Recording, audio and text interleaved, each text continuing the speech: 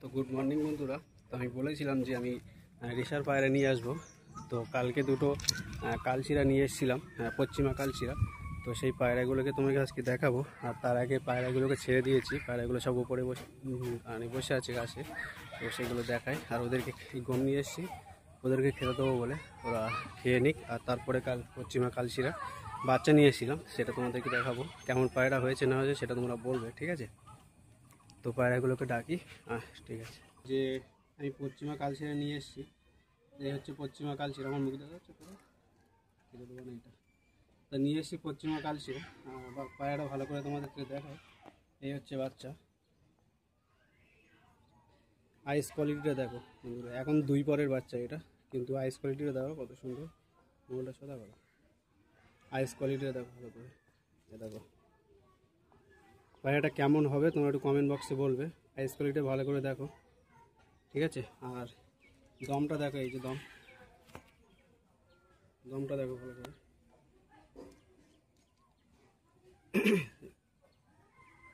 সবে সবে 2 পর রানিং চলছে। পাঞ্জা দেখো, সবে 2 পর রানিং চলছে। আর এই যে আমি ডাঙাটা কেটে দিয়েছি, ঠিক আছে? পরটা কেটে দিয়েছি, কারণ বাচ্চা তো উড়ে গেলে পাওয়া যাবে না, তো তার কারণে কেটে দিয়েছি। আর এই যে দেখো, আর এটা হচ্ছে তোমার, এটা নর। আর মাদিটা আমার পায়ে আছে, মাদিটা দেখাচ্ছি। ধরে পড়ে তো মাদিটা এই যে, ঠিক আছে? মাদিটা দেখো, মাদির আইস কোয়ালিটিটা দেখো।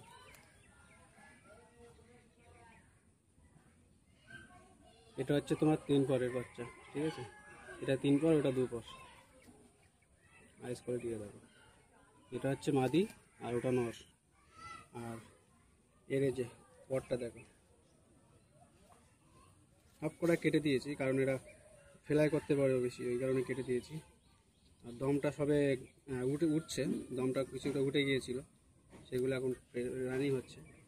এই পায়রা কেমন উড়বে, কতক্ষণ উড়বে, সেটা তোমরা আমাকে বলবে কমেন্ট বক্সে। আর পায়রাটা কেমন হয়েছে অবশ্যই কমেন্ট বক্সে কমেন্ট করে বলবে যে কেমন হয়েছে পায়রাটা, ঠিক আছে বন্ধুরা?